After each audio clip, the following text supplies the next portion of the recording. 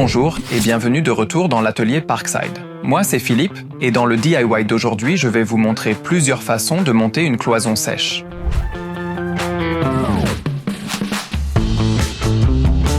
On construit d'abord une cloison à ossature bois, recouverte d'une seule plaque de plâtre d'un côté et de 2 couches de l'autre côté, avec des panneaux OSB et des plaques de plâtre, enduits selon le niveau de qualité 2. La plaque OSB fait que pour les objets légers, vous n'avez pas besoin de chevilles. Vous pouvez tout simplement visser directement dans la cloison. Et puis, on construit une cloison sèche avec des profilés métalliques. D'un côté, une seule plaque de plâtre et de l'autre, l'ossature est recouverte d'une double couche de plaques de plâtre. La double couche de plâtre assure une plus grande stabilité. Elle supporte aussi des charges plus importantes avec les chevilles adéquates. On a enduit la surface au niveau de qualité 3 et on a appliqué une couche de peinture au pistolet pulvérisateur.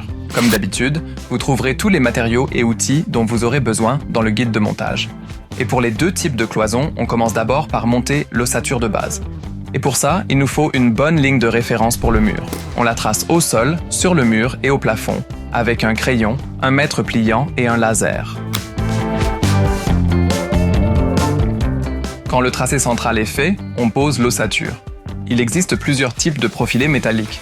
Les 2 types principaux sont les profilés UW et CW. Les CW servent pour le mur et les montants verticaux, les UW pour le sol et le plafond. Vous pouvez raccourcir les profilés facilement à la longueur voulue avec une cisaille. Avant de visser les profilés, il faut coller une bande d'isolant sur leur face inférieure. Cela sert à minimiser le bruit. Ensuite, fixez les profilés et utilisez de préférence des fixations adaptées à la nature de votre sol, de vos murs et de votre plafond pour un maintien solide.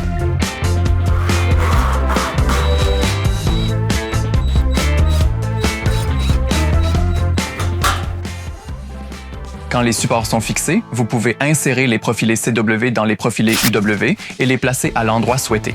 Et vous n'avez même pas besoin de les visser. L'important, c'est simplement que tous les profilés CW soient orientés dans la même direction. Ça veut dire que l'ouverture doit pointer dans une seule direction.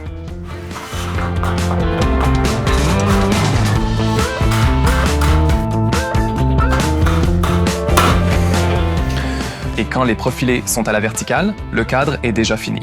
Et sur ce, on passe à l'ossature bois. Nos poutres sont déjà coupées et celles qui touchent d'autres éléments reçoivent aussi directement une bande isolante sur leur face inférieure.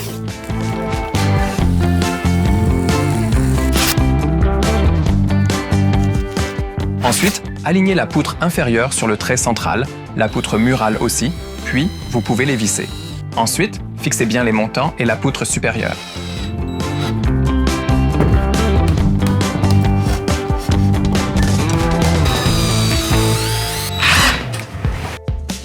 Et voilà, la deuxième ossature est déjà complètement terminée. Et maintenant, on attaque le bardage. Les panneaux se montent avec le côté clair vers l'avant. Et vous les vissez tout simplement sur l'ossature. Chaque ossature a sa vis spéciale. L'ossature métallique a besoin d'une vis à filetage fin.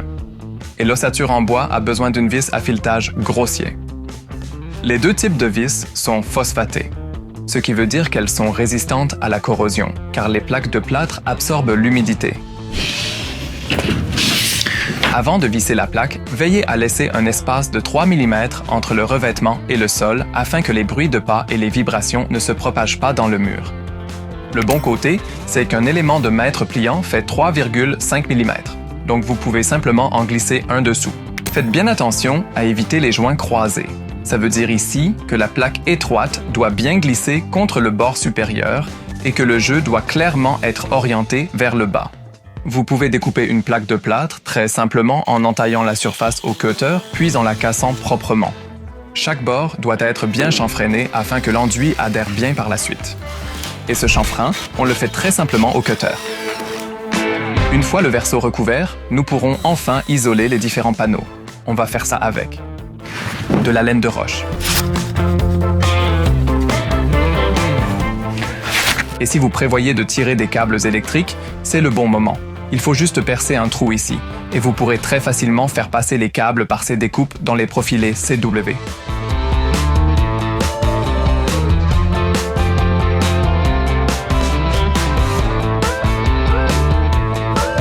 Et lorsque l'isolant est terminé, cette face peut être recouverte de la même manière que l'arrière.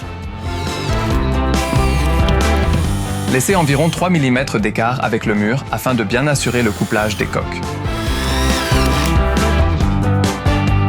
Allez, maintenant on va passer à l'enduit.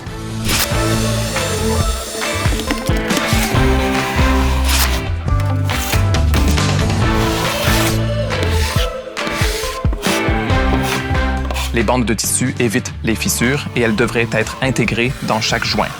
Pensez à laver tout de suite votre outil après l'enduit. C'est beaucoup plus simple tant que l'enduit est encore frais. Une fois que le mur est sec, passez une grande spatule sur toutes les irrégularités afin que le mur soit bien préparé pour la deuxième couche. Nous allons maintenant nous occuper des panneaux OSB. Ceux-ci sont simplement vissés à l'ossature.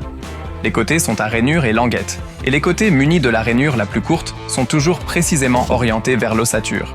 Ici, utilisez des vis à gros filetage pour fixer les plaques. Et n'oubliez pas, laissez 3 mm au sol. Quand les plaques sont posées, vous pouvez à nouveau remplir l'arrière avec de l'isolant. N'oubliez pas de porter votre équipement de protection.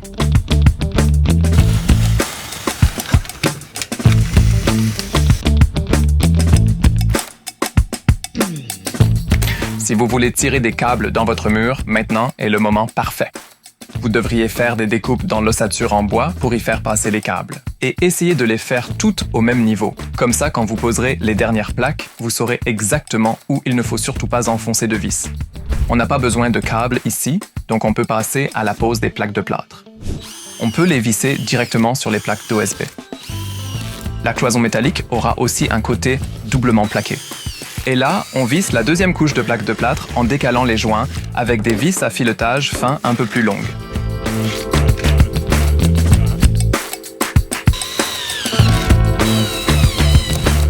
Dès que tout est parfaitement plaqué, on s'attaque de nouveau à l'enduit.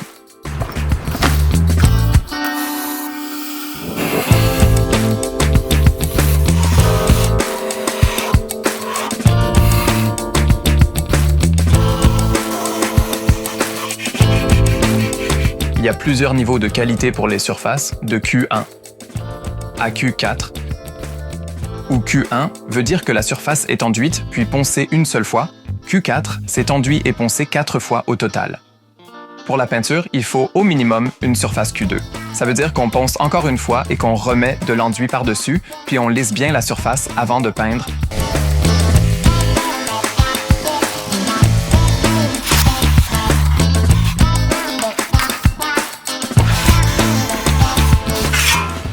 Voilà, c'est un mur Q2, on va le laisser bien tranquillement sécher avant de passer une fois de plus au prochain ponçage.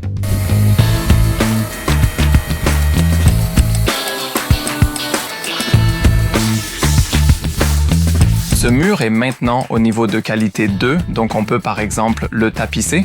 Nous, on veut peindre ce mur et j'aimerais qu'il soit pour ça de qualité 3. Ça veut dire encore enduire et poncer à nouveau, puis bien nettoyer avant la peinture.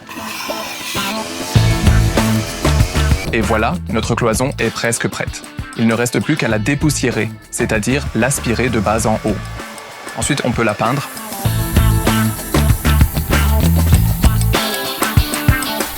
Et voilà, nos superbes cloisons sèches sont déjà prêtes. Écrivez dans les commentaires quel type de cloison vous convient le mieux et dites-nous aussi pourquoi. Allez-y, lancez-vous, vous pouvez le faire.